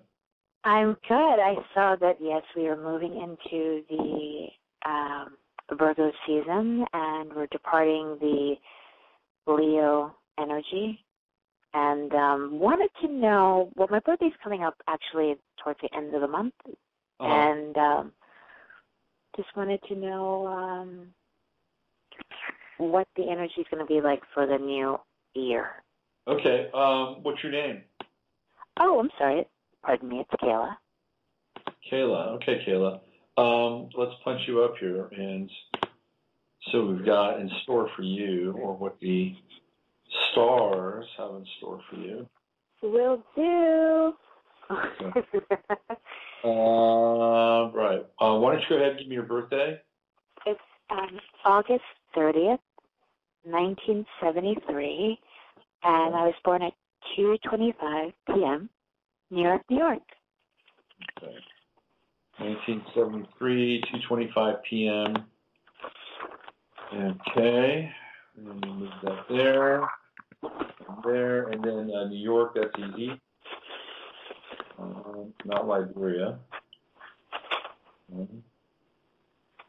And New York.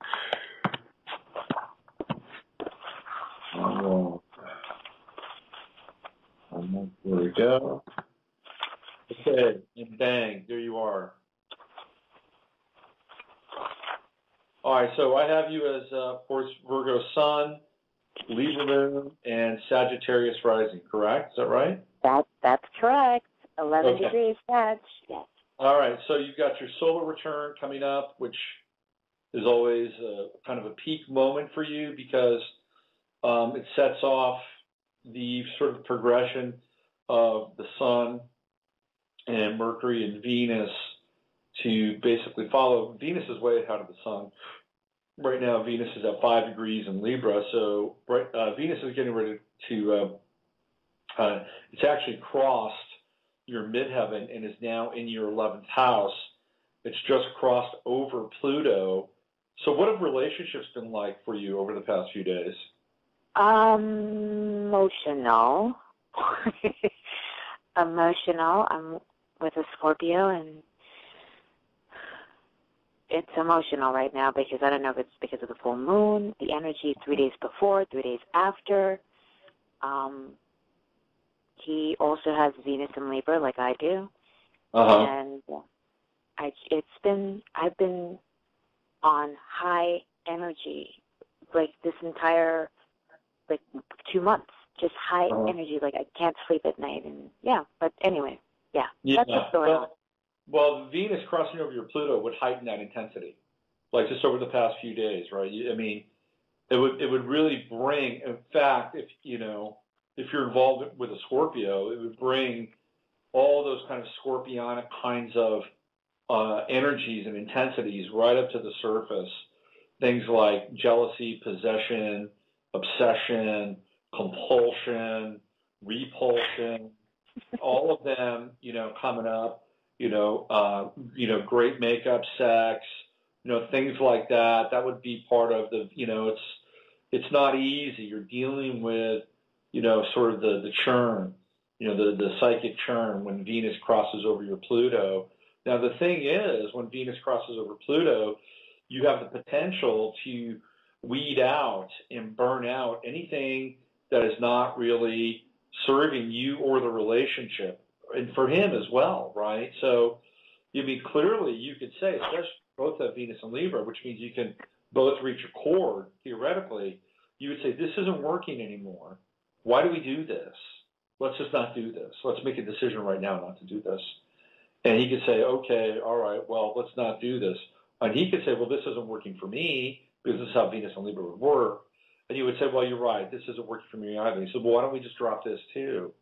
So you have the potential to transform things that are no longer working in the relationship. Now, Venus is going to continue to make its run, through your 10th house. It's going to hit your moon, it's going to hit your natal Venus, it's going to hit your Uranus. And that could, theoretically help you feel more understood, more appreciated, especially because you have all these planets loaded up in your 10th house, especially in the workplace.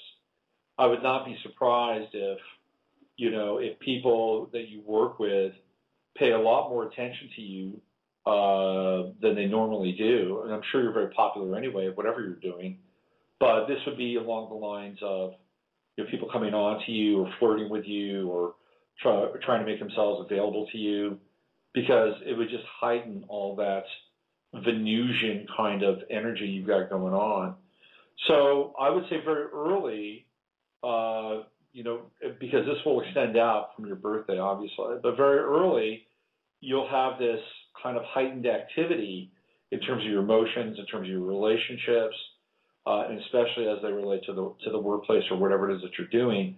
That's going to be a really predominant theme very, very quickly for you. But for the coming year, let me just take a quick look at your charts. Let's see. I would say that the big theme is going to be, it's going to continue to be your emotions. It's going to continue to be, in some ways, your relationships, because you're going to have Uranus pulling on your moon and Uranus pulling on Venus. By the way, the Uranus-Moon opposition, that's why you can't sleep. God. That's what's keeping you up at night. I mean, I always need my rest, and it's like it doesn't matter what time I go to bed. I am up. I've been up almost like 5 in the morning, and I'm not on the phone. I'm not doing anything. Like I'm reading, or even if I'm reading, I'm like I can't focus because I'm like up, and I'm like I need some serotonin or a valerian root, which I think I do, but I know it's something that's... Yeah, well, if Uranus is in your fourth house, and the fourth house is your home, so theoretically your home is where you're supposed to be able to relax, get away from the world, de-stress, decompress. But if you have Uranus in the fourth house, there's going to be restlessness, in the home, right? Mm-hmm. So, do you live with your boyfriend? No, but he doesn't live too far. Like yesterday, I had no intention of like seeing him, and I was running around, whatever. But my mom was like, let me go over there. Like, I just went over there. Like, didn't ring the bell. Like, I just went in. Just went up and was like, hey. It's not funny because, I know he's Scorpio, so I know, he's like, he appreciated definitely seeing me, but he was like, you're the pop-up artist, aren't you? I was like, no, I'm not the pop-up artist. But that's what I felt. Like, I don't know if it's Uranus. I don't know if it's the Pluto. But also Uranus in the fourth house. It's like it's kind of, that would be a very Uranus fourth house kind of thing to do. Just pop up in somebody's house, especially your boyfriend. One of the things you may want to consider is trying to figure out how you can do some traveling over the course of the next few months, especially into early next year, because Uranus is going to be trining your ascendant, which is in Sagittarius.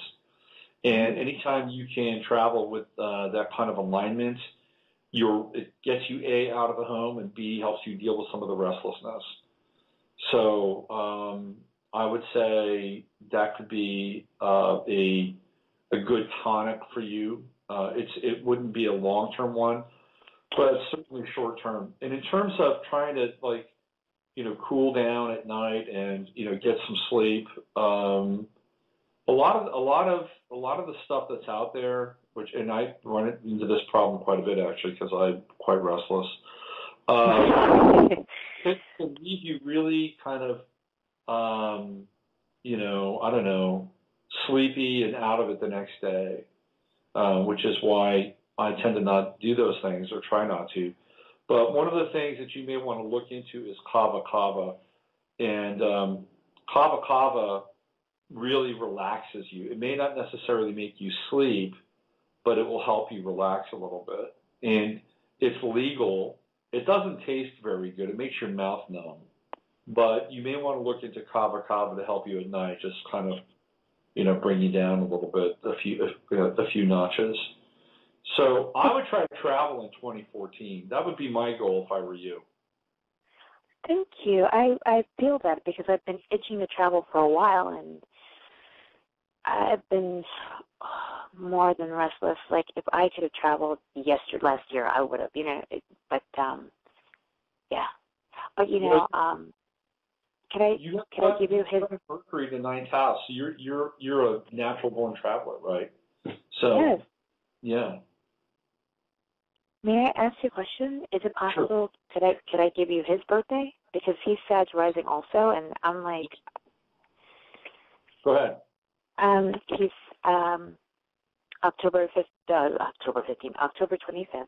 77, 11:52 a.m. Let me just look at his soul here. October 25th, 57 or 77, no, right? Yeah. Okay, hold on. Let's see. So he's a very early degree Scorpio. He has moon in Aries. Mm-hmm. So I don't know the exact degree of his moon, but it's looking to me like it's probably close to where Uranus is now. So he's got Uranus on his moon. He's going to be emotionally, I wouldn't want to use the word unstable, but he's not going to be really settled with Uranus conjuncting his moon.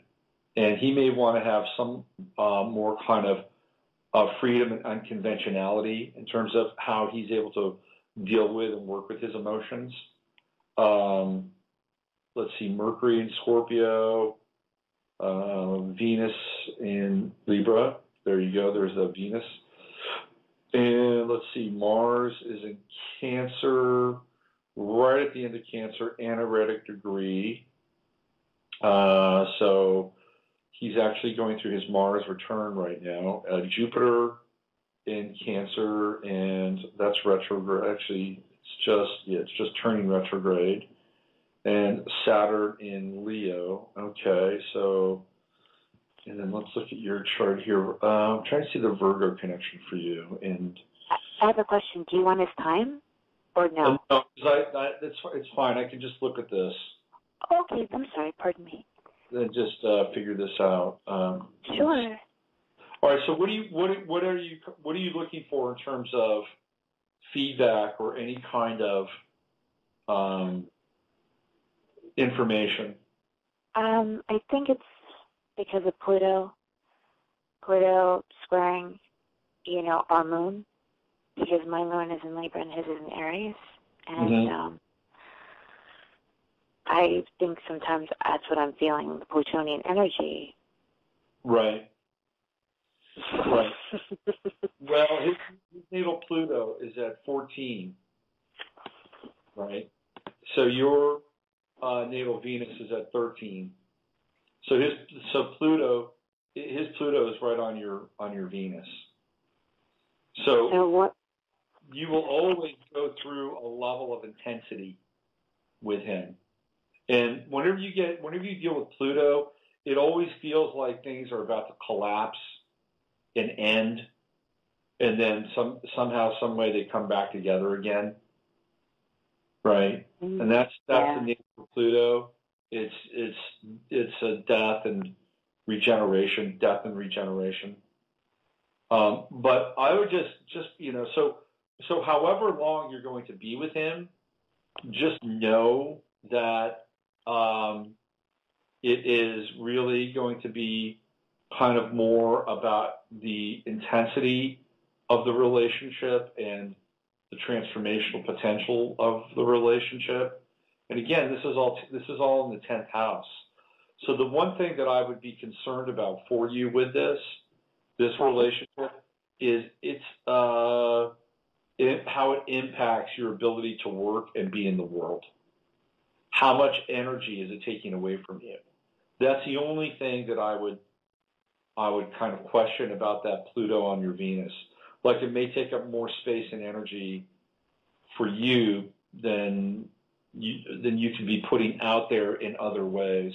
The other thing too, and I learned this from another astrologer a long time ago. I got from him, Rio Oleski, and his sun is in your 11th house. And I'm not a big fan. Like, if you want a relationship with somebody, I am not a big fan of the sun being in the 11th house for relationships, because that's the house of friendship. And, the times that I have been involved with Libra women in my life, because I have Libra in the 11th house, I get along really well with them, but there's not a lot of traction in some ways, like romantically. So you may want to look at that too, because that's where his sun is. It's in your 11th house. So I'm just going to see if he has anything in Gemini really quickly, because Gemini is where your 7th house is, 25th. I don't really see anything in Gemini. And sure, he has Black Moon Lilith in Gemini, so his Black Moon Lilith shows up in your 7th house. Right. And so what is your interpretation of the Black Moon in the 7th? Because I know I have Black Moon on my ascendant. Well, I would say that would be because it's his Black Moon Lilith in your 7th house. I think there would be, especially because it's in Gemini, that there would be some kind of permission for you to show up in ways that the world doesn't see you, right? And that could be anything from,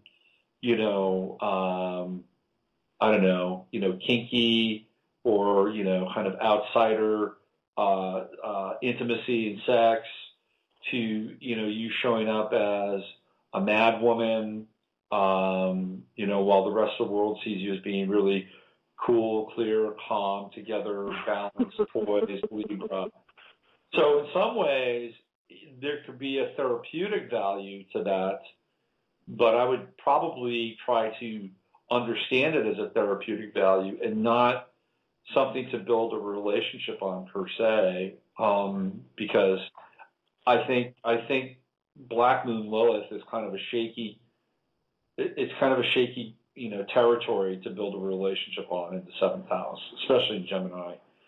So look, I feel like whenever you get into the Pluto-Venus conjunction, that the relationship feels fated, like you were destined to be together. Yes. That's the Pluto-Venus conjunction. And you'll always go through this churn where it feels like it's going to end, but then it comes back again. At the end of the day, you'll have to ask yourself, do you want this kind of intensity and this kind of churn as part of your life? And if you say yes, then just surrender to it and just go with it and allow it to take you where it needs to take you. Now, you don't want to necessarily be a pinball in his emotional life either. So, you have to kind of weigh that out because that's going to be part of the process.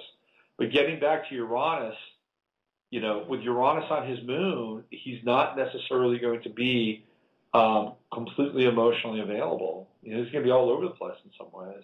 He's going to try. He's trying to find out what he wants emotionally. Absolutely. That's what I've been sharing with him. I'm like, you are stretching yourself so thin right now. I'm like, how are you able to make things happen? I said, Right. How are you able to start and complete things? He's completing certain things, but I'm like, how does that work? Mm-hmm.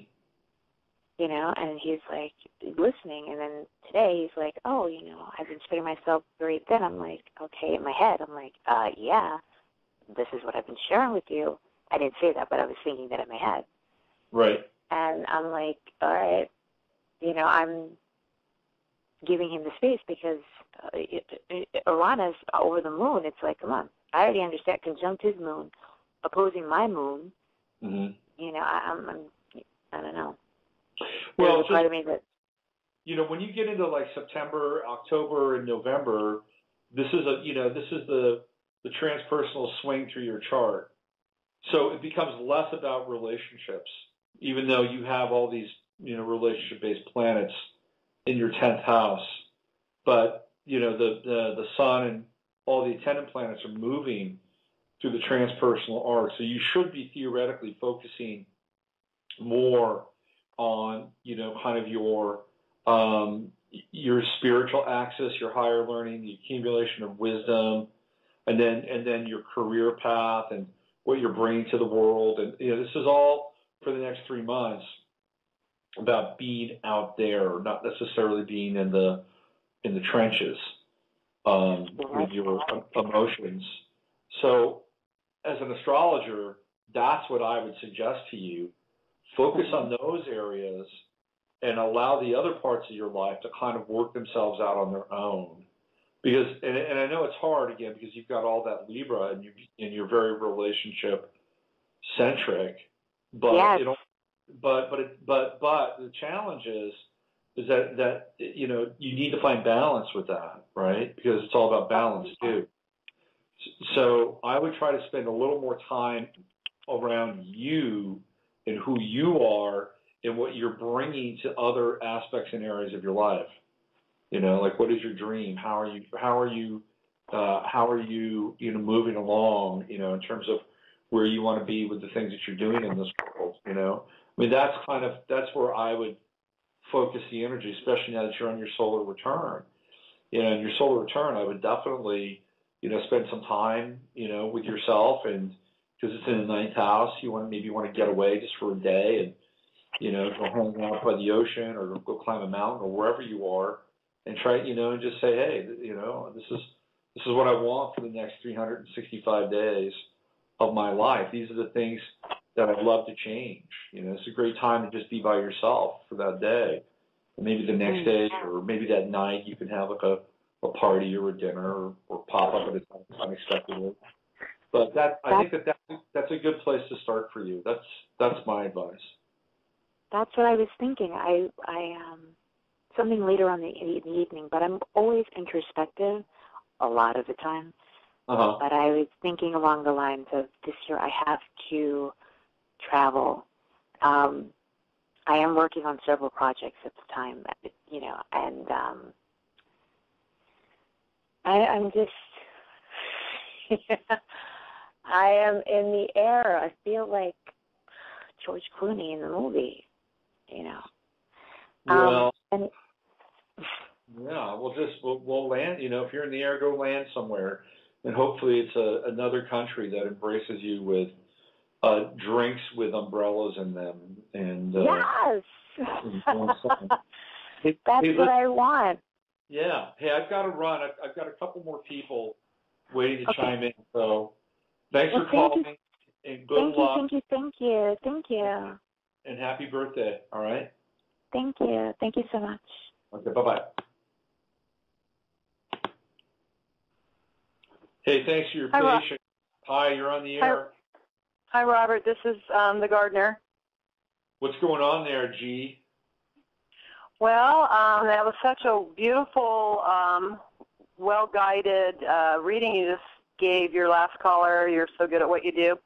What's got me calling you today is, do you know anything about the Merkaba replay coming up on the 25th? Yeah, I talked about that a little bit at the beginning of the show. Did you? I missed the beginning. Well, so, you know, what we're dealing with is it's a splay chart. And whenever you get into a splay chart, you get a lot of, you know, squares, trines, you know, oppositions. It's a major day on the 25th. It's very powerful. We've got a cardinal cross, number one. So actually a cardinal square. And you've got these oppositions taking place, you know, and during the cardinal square. There's also that would be Pluto, Uranus, and who's the other one? Jupiter and Venus. Oh. Yeah. And then there's a mystic rectangle within that. There's a grand trine. There's a lot going on. I mean, when I look at a day like that, it's a portal for profound and wholesale change. Well, I really worked the last one on the 29th. I mean, I dedicated all day to that activating portal energies with the moon and Taurus hitting everybody. Right. And so what can you suggest I do with this 25th energy? I feel really good with myself, but the outer world effects are not working for me right at the moment. Right. So what do you suggest? So that'll be Monday or Tuesday, the 25th? Yeah. Let me just take That'll be Sunday. Let me just take a quick look at your chart here. I think you are, where are you? I think I actually have you 2 times in here. Let's see, as far as your chart goes, I think the big activators for everybody is going to be the Grand Earth Trine. So, moon, Taurus. Let's see, you've got moon in the 11th, and you've got sun in Virgo, 6 degrees, and then Pluto, as it ever was. I would, you know, where are you physically in the world right now? I'm in central Illinois. Okay. This little town named Raymond. Yeah. So what I would try to do on that day is I would try to branch out and make some new friendships. Make some new connections. It'd be a really good time. Are you doing any yoga? No, I'm not. I'm walking a lot. You know, I don't know if you're a yoga person or not, but I have been. That would be a good time to go find a yoga studio. Okay. There you go. Because there you go. Yeah, because I think it's a time for you to expand your social network, right? And you know, and make some new connections there. And with the Taurus moon in your 11th house, it's a really good time to do that. And the sun will be just coming into your fourth house. So I mean, we're dealing with, for you, the three kind of relational sectors of the chart in some ways: friends, relationships, and home. And you want to be able to really kind of, glide on the wind. Feel like I have one? Well, that would be, I mean, so, in a perfect world, it would go something like this. You push the energy, you join the yoga studio, you meet some people, you make a connection. The connection says, hey, I know somebody that has a grandmother's cottage or is looking for a roommate. That somebody happens to be somebody you really get along with. Next thing you know, you get to move into that space, and through that somebody, they have a friend of a friend that you meet, and the next thing you know, you've got this really interesting connection, possibly manifesting in a relationship. In a perfect world, that's how it would look. Yeah, it sounds really sweet. I like that. Yeah, so because you want to accentuate those areas of the chart, right? And those. I do feel like I've finally gotten orientated to my move, and went to Springfield, the capital, the other day, and I really liked it. It's a really clean, pretty city. It's not that big of a city, but yeah, I really felt good there. And before I was just like moving so fast I couldn't really connect with anything. Right. But yeah, it's not that far away. It's like I just realized that everything isn't as far away as I thought it was originally. Right. So I'm starting to go out. I have this big urge to go pick blackberries. But yeah, you've told me for the last year that it's time for me to branch out and make relationships and have relationships and get out of my rut. But yeah, I just came across that second replay of the Merkaba portal event coming up on the 25th. So yeah, it's not quite the same. It's a little bit different, but right. But there's some very intense energies that day. I mean, very powerful. There's some massive squares and oppositions going. I mean, it's a very complex kind of. It's kind of like everything, hitting you at once, or everything hitting us at once. And there's a lot of to be positive about, but there's also a lot of intensity to deal with. Anytime you get involved in the mystic rectangle and the cardinal square, it's a big deal. So I think people just have to stay loose, stay flexible, and just work with the energy as it comes at them. We're at a point right now. I'm trying to do that with these are some massive energies. And at that time, we'll be in Virgo, which is a mutable sign. What day is your birthday? I've missed that every time. Oh, it's at the end of the month, 22nd of September. Oh, so are you a 0 Libra? No, I'm 29 Virgo. Aha. Yeah, my moon is 0 Libra. Well, there you go. I saw that on your Yeah, I know. That's why I like you so much. Yeah. hey, listen. We're almost out of time, and there's right. Talk. So. Okay. Well, good. You've given me something to chew on. Now. Okay. Okay. Take good care. Bye bye. You too. Bye bye. All right. Hello there. Hello, hi, this is Lena. How are you? I'm good. How are you? I'm okay. I think you have my chart. Everybody who's listening now, we're going to be ending the show, the stream. The live stream is ending. So thank you all for tuning in, and I'll see you on Friday. Okay, here we go. Let's do this pretty quickly. Lena? Yes. When's your birthday, Lena? March 7th, 1962. Okay. And where were you born? I was born at 12:03 p.m. Islip, New York. Okay.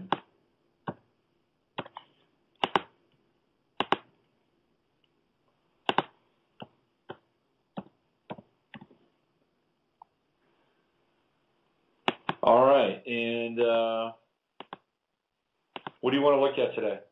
I want to look at a job and move. I mean, I lost my home last summer. I was like homeless, and now I'm living with family since last summer, and it's been horrible. And I am just at my wit's end with my life right now. Okay.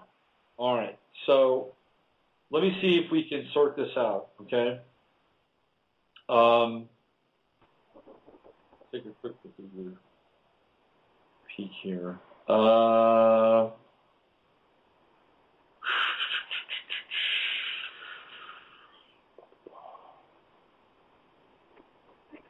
Okay, so as far as home goes, you have, how much do you know about astrology, by the way? I mean, I do know some. I mean, not a lot, you know. I do know about astrology. I know I'm going through some huge transits right now that are just driving me nuts. I would say that the biggest transit you've gone through is your Chiron return. Mhm. And the Chiron, Chiron is at, I think, 9 degrees right now in Pisces, and you have Chiron at 7. So anytime the Chiron return takes place, things get shaken up in one's life. But the whole idea with the Chiron return is to theoretically allow the individual to become more of themselves and to kind of de-shackle from the kind of cultural anchors and shoulds and shouldn'ts that we learn from when we're very young.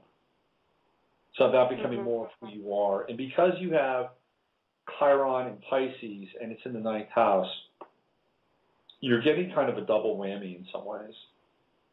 First of all, your Chiron opposes your natal Pluto. That's a big deal. And so when we see that, we see an individual that goes through wholesale change at a very deep level, almost like a death, right? Yes. Because that's Pluto energy.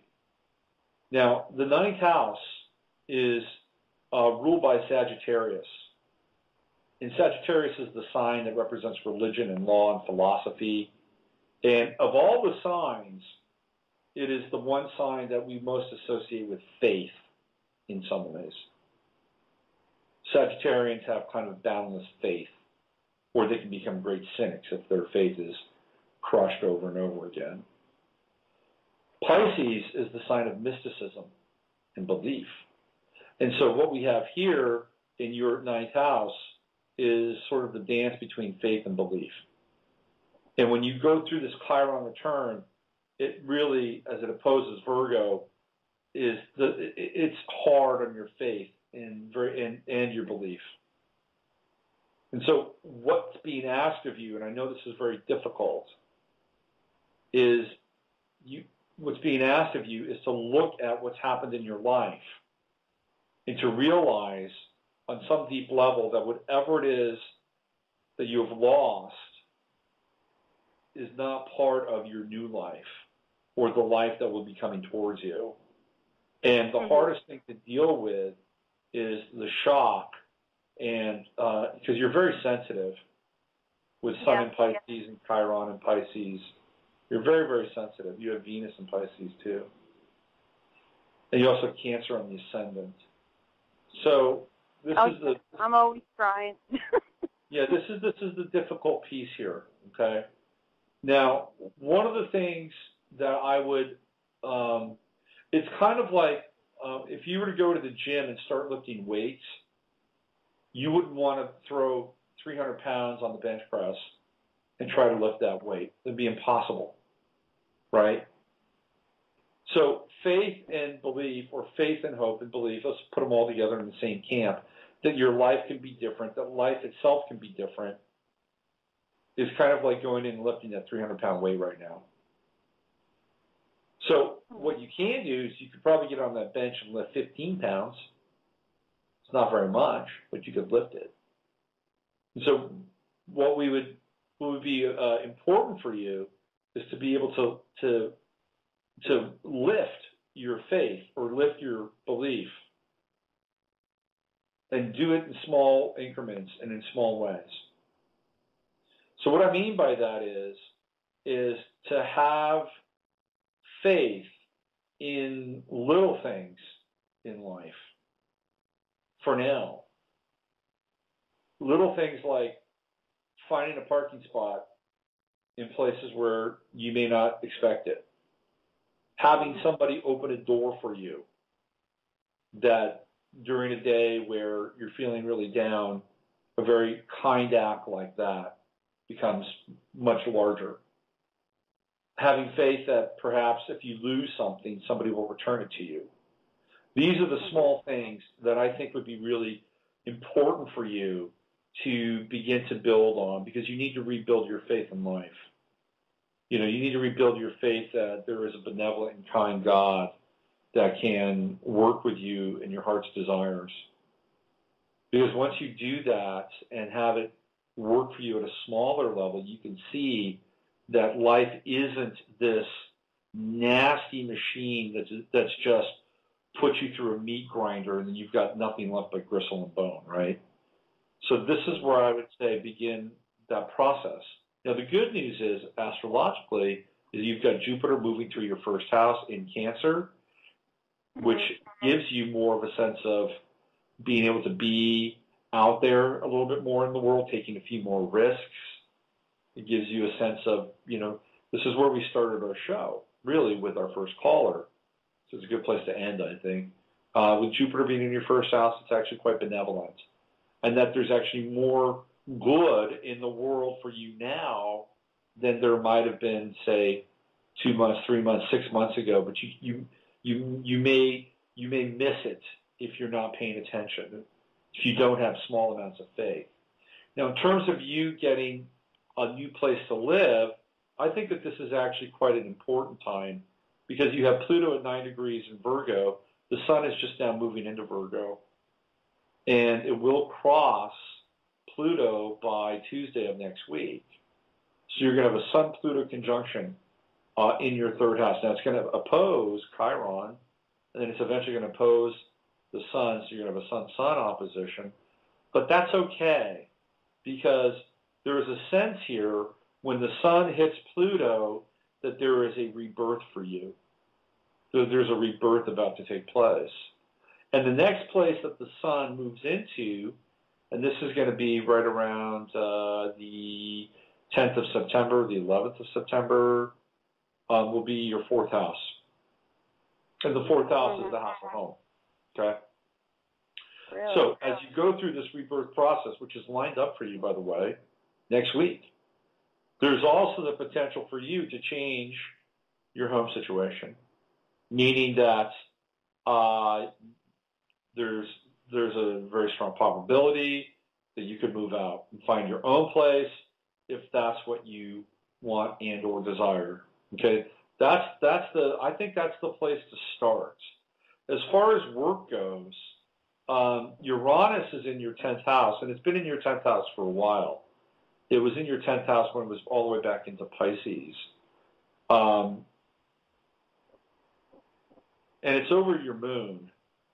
So you're going to continue, I think, to experience some erratic kind of movement in your work or in your career. So one of the things that I would suggest for you, at least at this time, would be to do short-term work. Not try to find something long-term, but do contract-based stuff, 2 weeks, 2 months, 6 weeks, 6 months. I think that's kind of the vector for you for now with Uranus. I think that that's going to change, and that will change for you in 2014, 2015, especially 2014, though, because that's when Uranus begins to start to trine your true node, which is in Leo.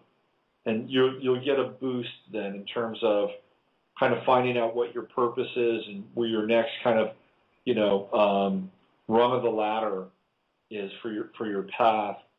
Do you work with kids at all? No, I don't. You may want to consider that, because you have you have your true node is in Leo, and it's in the second house. And, Leo is really quite good with children. So you're here to be creative. You're here to be kind of passionate.